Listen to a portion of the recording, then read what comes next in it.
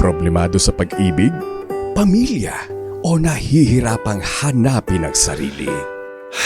Huwag mag-atubili dahil may nakikinig sa'yo. Love Me, Kathy G. This love letter is from Becca.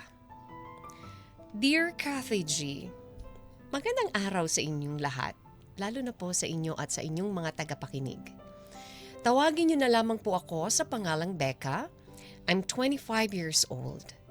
Ang kwentong ibabahagi ko ngayon ay hindi na iba sa mga napapakinggan ko. Pero sana ay mapagbigyan niyo pa rin akong maibahagi ito sa inyo. Kathy G, 19 years old pa lang ako noon nang magpakasal ako sa boyfriend kong si Mark. Fourth year high school kami na magkaroon ng relasyon at nagtagal yon hanggang third year college. Kaya naman bago magtapos sa college, pinilit naming maikasal sa West.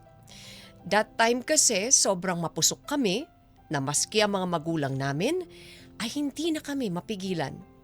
Totoo pala na hindi madali, Kathy, ang buhay may asawa.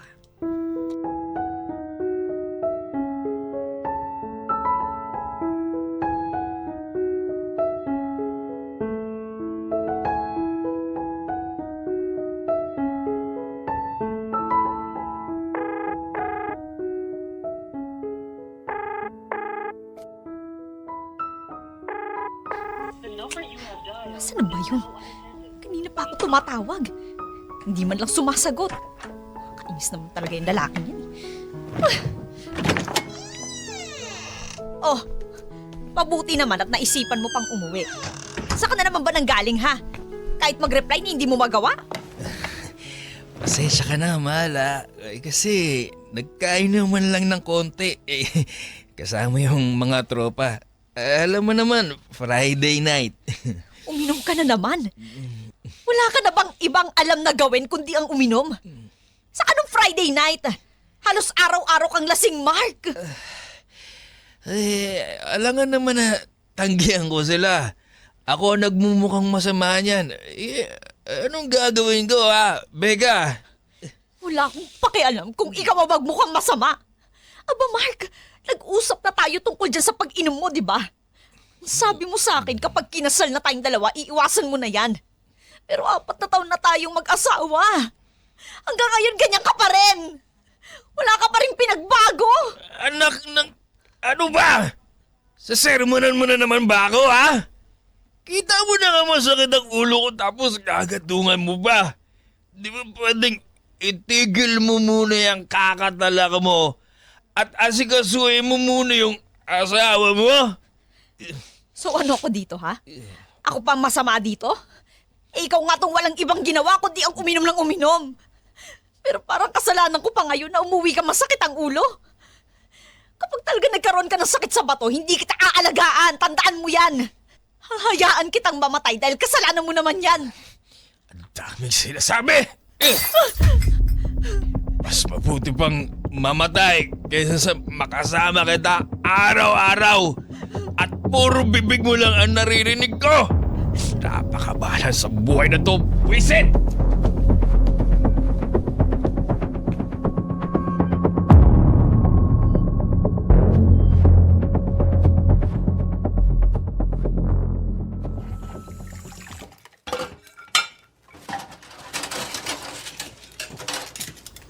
Gising ka na pala. Oh, nakahanda na yung almusal. Umupo ka na dyan at kumain ka na. Galit ka pa ba? Hindi ka tumabi sa akin kagabi. Sorry na, mahal. Oh, pinagtimpla kita ng kape para mawala yung hangover mo. Becca. Ano? Uy, yakap nga ako sa asawa ko. Ano ba? Main ka na nga dyan. Huwag ka nang magalit. Pasensya ka na kung napagtaasan kita ng boses kagabi. Nainis lang kasi ako sa iyo eh. At alam kong may mali ako. Sorry na, mahal. Ano ka ba? Ako nga tong nagsalita ng masasakit eh. Ikaw naman kasi. Gabi ka na ngang umuwi tapos lasing ka pa. Tapos, ni mag-text at tumawag man lang. Wala man lang ako natatanggap sa'yo. Kakainom mo lang nung isang araw tapos umiinom ka na naman. Sino bang hindi maiinis nun, di ba, Mark? Nag-aalala ako sa'yo. Pero ikaw tong parang walang naghihintay sa'yo kung umasta ka. Alam ko. Sorry na, please. Sorry din. Sorry sa sinabi ko na hahayaan na kitang mamatay. Hindi naman totoo yun eh. Nasabi ko lang yun kasi nagalit ako sa'yo. Hayaan mo na yun. Parehas lang tayong may mali. Pero alam mo ba kung bakit ako nakipagsaya sa mga kaibigan ko? Bakit nga ba? Sino na naman yung may celebration sa inyo para uminom ka na naman? Kasi po, natanggap ako sa trabaho kahapon. May trabaho ka na? Oo. Balak sana kitang i-date kagabi at sabihin sa'yo yung nangyari kaso nagkasalubong kami ni Vince at ayun, nahila ako para makipag-inuman. Sandali lang sana ako dun kaso napasarap pa ng kwentuhan kaya ginabi ako ng uwi. Ano ba yan? Nakonsensya naman tuloy ako sa naging reaction ko kagabi. Sorry na mahal ha. Kalimutan na natin yun. At least ngayon, nagkaayos na tayo ulit at may trabaho na ako ulit, mahal.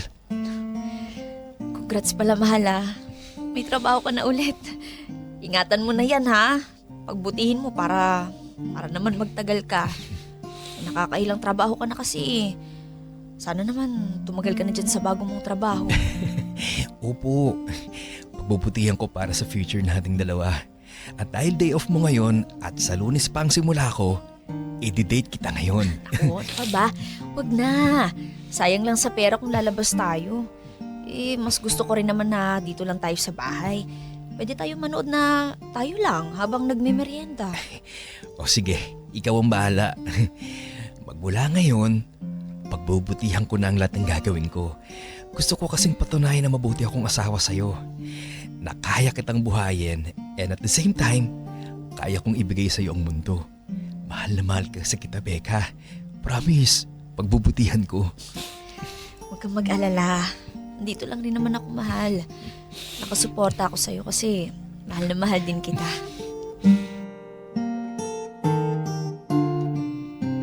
Kathy G, naging masaya ang unang taon ng pagsasama namin ni Mark. Pero kinalaunan ay hindi na naging maganda. Parati na kami nag-aaway sa maraming dahilan, Kathy. Hanggang sa na-realize ko na lang na ayoko na sa relasyon namin. Nagsasawa na ako sa mga nangyayari sa amin, kaya napagdesisyonan naming mag-file na lang ng annulment. Kathy, tuwing nagkukwento ako sa abogado ko pag may hearing kami, ay pilit kong sinisiraan si Mark. Siya ang pinapalabas kong may pagkukulang sa relasyon namin. Na siya ang hindi pa handa sa buhay may asawa.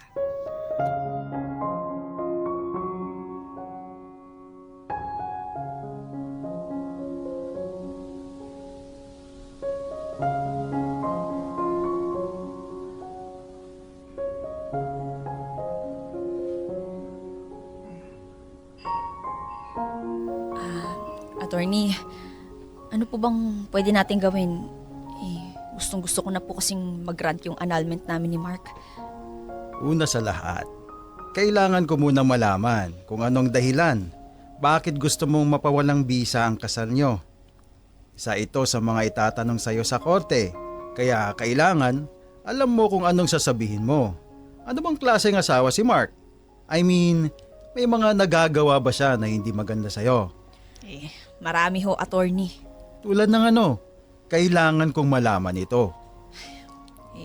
Si Mark ho kasi, siya yung tipo ng asawa na mabisyo. Walang ibang ginawa kundi uminom ng uminom. Walang gabi na hindi tulasing pag umuwi sa bahay. Nagbabasag pa ng mga gamit namin. At syempre natatakot po ako doon, attorney. Bukod doon, ano pa ang nagawa ni Mark sa'yo? Masyado rin po siyang gastador. Ako na nga halos lahat ang sumasagot ng pangangailangan namin sa bahay. Wala naman siya matinong trabaho. Kung may trabaho man, pagkatapos niya matanggap ang sahod niya, didiretso siya agad makipag-inuman kasama yung mga kaibigan niya. O di kaya naman bibili ng kung ano-ano na hindi naman namin kailangan.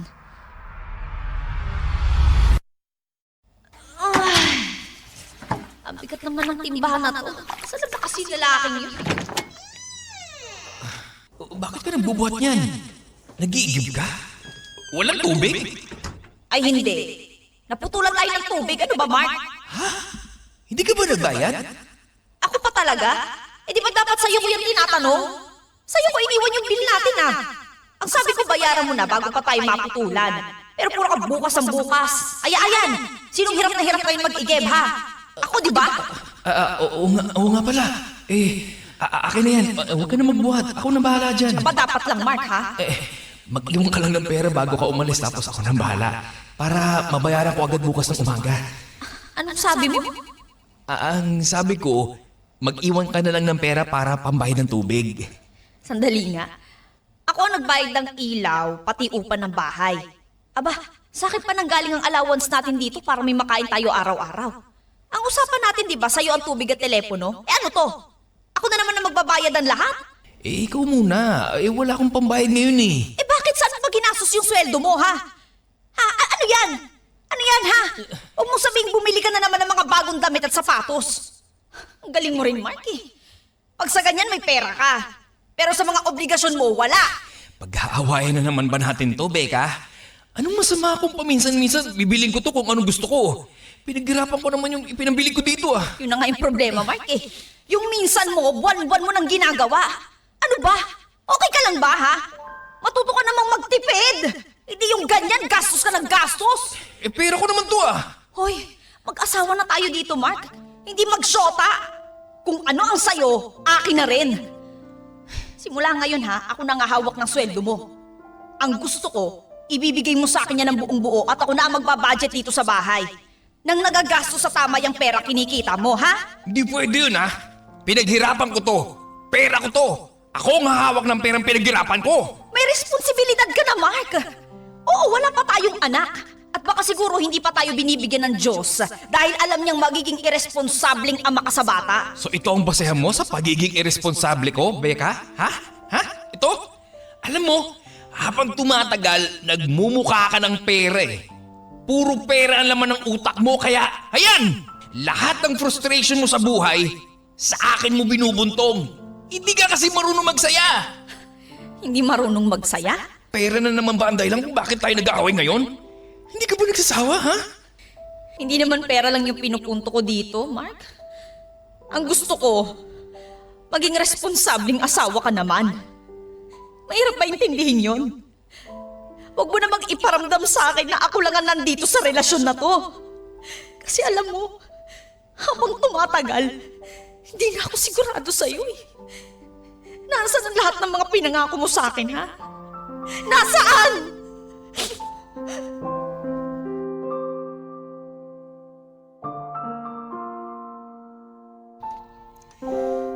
Kathy G, sa 4 na taon naming pagsasama ni Mark, maniwala man kayo or hindi, pero halos wala kaming ipon na dalawa. Dahil doon kung kaya sobra ang pag-iingat ko na magkaanak kaming dalawa dahil alam kong financially ay hindi pa kami handa. Hindi ko pa nakikita si Mark na kaya niya kaming buhayin ang magiging anak niya. Isa yan sa mga dahilan kung bakit nananawa na ako ng husto at mas gusto ko na lang na makipaghiwalay. Kahit na mahirap at masakit. Kung ito ang nararapat, yun na lang dapat ang gawin. Kathy G, dahil na rin sa sitwasyon namin ni Mark, hinayaan kong manligaw sa akin yung katrabaho kong si Danny. Hinayaan ko para mapakita ko kay Mark na meron pang ibang lalaking kayang magmahal sa akin. Sinasadya kong magpababa ng medyo malayo sa bahay namin at nilalakad ko na lang ito. Hanggang sa isang beses ay nag-abang pala si Mark sa lugar kung saan nagpapababa ako kay Danny.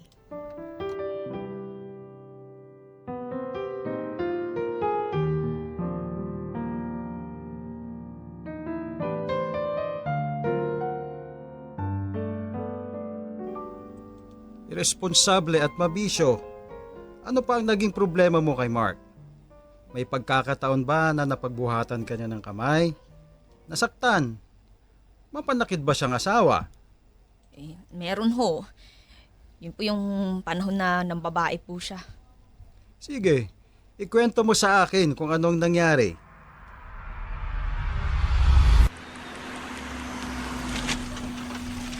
Sigurado ka bang hanggang dito na lang kita ihahatid? Ayaw mo ba sa tapat ng bahay ninyo? Para sure na safe ka. Gusto mo bang makita tayo ng asawa ko? Okay ka lang? O nga pala. So, paano bukas na lang ulit? Hindi kasi ako sigurado kung matutuloy tayo. Day off kasi yun ni Mark. Nasa bahay siya maghapon. Baka magtaka yun. Tsaka magtanong ng magtanong kung saan ako pupunta. Ite-text na lang kita ha. Sige na. Sige na. Good night, Becca. Good night. Becca! Mark? Sino yung lalaking yan, ha? Sandali lang, pre. Huwag mo na magsaktan si Becca, pre. Huwag kang makialam dito, ha? Huwag kang makialam kung anong gusto kong gawin sa asawa ko. Umalis ka na dito kung ayaw mo yung mukha mong basagin ko. Umalis ka na rito. At ikaw bubuhay ko. Nasasaktan ako! Ano ba? Talagang masasaktan ka. Huli ko dito!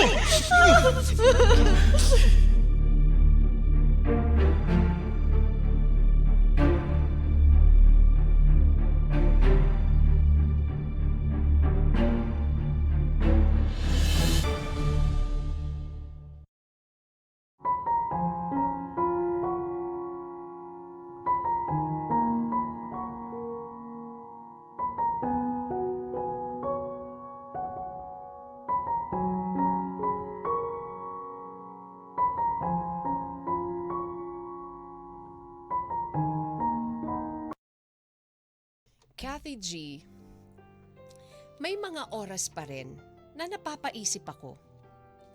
Ito ba talaga ang tamang solusyon sa problema naming mag-asawa? Hanggang dito na lang ba kami?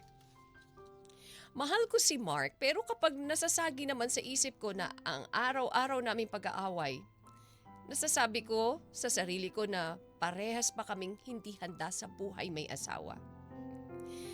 Kathy, nagpatuloy ang annulment process namin ni Mark. Mahirap man ang pinagdaraanan namin, pero iniisip ko na lang na araw-araw naming pag-aaway. Nasasabi ko sa sarili ko na parehas pa kaming hindi handa sa buhay may asawa. Mahirap man, pero kailangan dahil matatapos din ang lahat ng ito. At ganun pa rin ako, panay pa rin ang pagdiin ko kay Mark.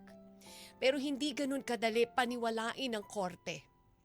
Ang lahat ng mga hinaing kong ebidensya o hinain kong ebidensya ay hindi naging sapat para ma-annulled ang aming kasal.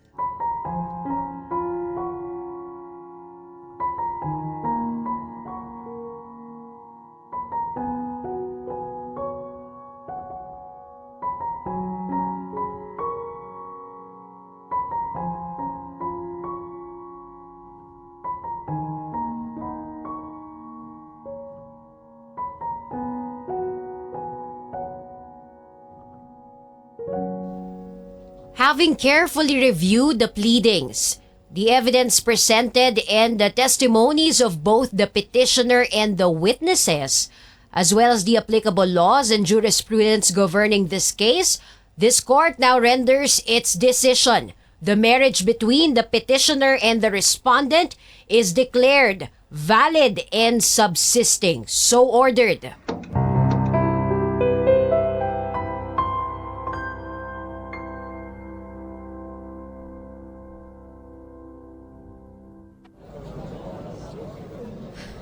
Anong ginagawa mo dito? Gusto kong pag-usapan natin yung annulment. Ano pang pag-uusapan nating dalawa? May desisyon na, di ba? Mag-a-appeal pa rin ako kaya umalis ka na. Sa mga sinabi mo kanina sa hearing, totoo ba ang lahat ng yun? Ano Ano ba gusto mong mangyari? Sabihin ko na naging mabuting asawa ka sa akin? Na kaya mo nang gawin ang lahat ng responsibilidad mo? Okay ka lang ba, Mark, ha? Hindi ko lang maiwasan na mapaisip kung talagang malaki ang pagkukulang ko sa'yo.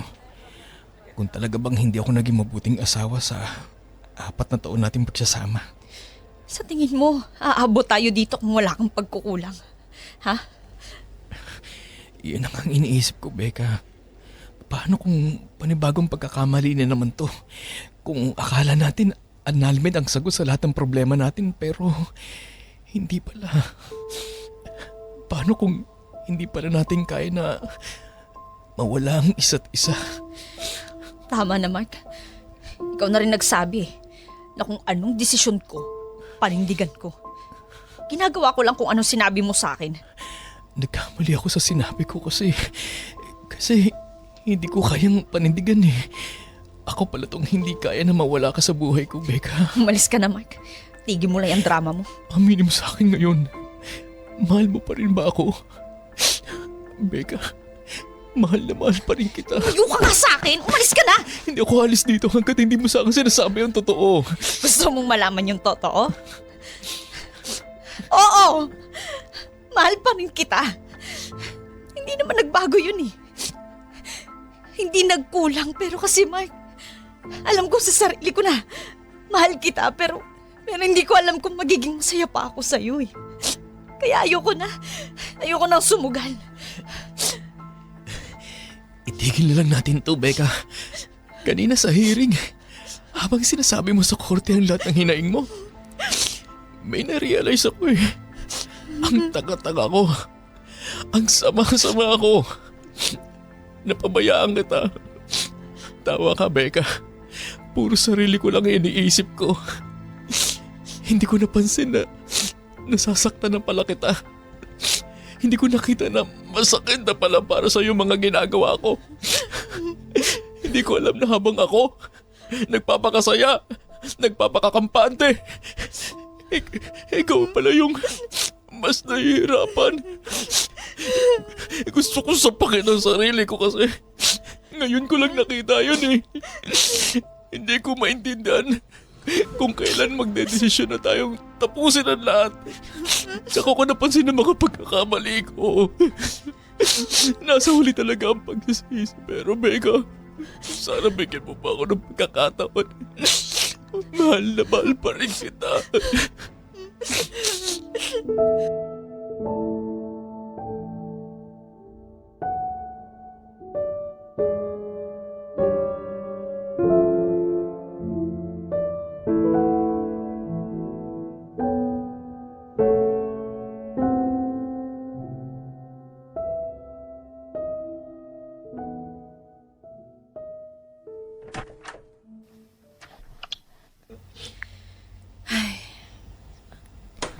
Hoy, ano nangyayari sa'yo? Ang lalim naman ng buntong hininga mo ah. Ito kasing si Mark eh. Ang aga-aga nangungulit. Text ng text, send ng picture, update ng update. Ang ibig sabihin lang niyan, baka nagbago na siya. Ngayon pa siya naggagaganyan kung kailan magkahiwalay na kami. Sis, mag-iisang taon na simula nung ma-denied ang annulment nyo. Simula noon, di naman tumigil yan si Mark sa pagbawi sa'yo eh. Hindi siya napagod sa pagsuyo sa'yo, hindi tumigil sa panliligaw, hindi ka rin naman nagbo-boyfriend ng iba. Aba, ano pa bang gusto mo? Higitan yung haba ng buhok ni Rapunzel? Paano kung magbalikan kami tapos hindi naman pala talaga siya nagbago? Anong tanong yan? Wala ka ng katiwa-tiwala sa pag...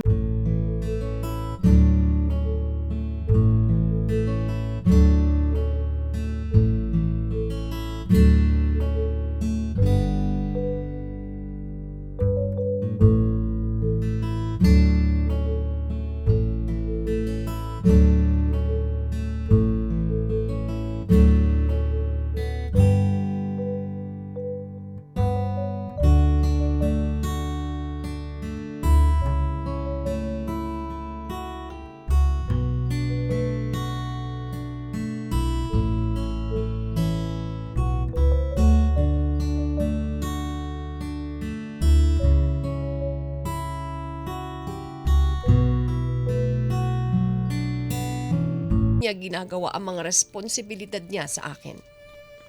Kathy G, sa ngayon ay hindi tumitigil sa panunuyo sa akin si Mark. Kitang-kita ko ang malaking pinagbago niya. Pinagbago ng ugali. Hindi na siya umiinom ng alak. At mas naging sensitive na siya at matured. Hindi ko alam kung tama ba na hanggang ngayon ay tinitiis ko siya. Takot akong magkasakitan ulit kami gaya ng kung paano kami nagsakitan dati. Hindi ko siya matanggap ulit sa buhay ko pero takot din naman ako na baka isang araw manawa na siya sa kakasuyo sa akin at makakita siya ng iba. Gulong-gulo ang mga oras na ito, Kathy. Gulong-gulo ang isipan ko. Hindi ko alam kung ano ba ang dapat kong pakinggan. Puso ko ba? O isipan ko? Sana po ay may makuha kayong aral sa aking ibinahaging kwento ng buhay ko. Hanggang dito na lamang po, Kathy. Maraming salamat sa pagbasa ng aking liham. Lubos na nagmamahal, ikaw. Love Me, Kathy G.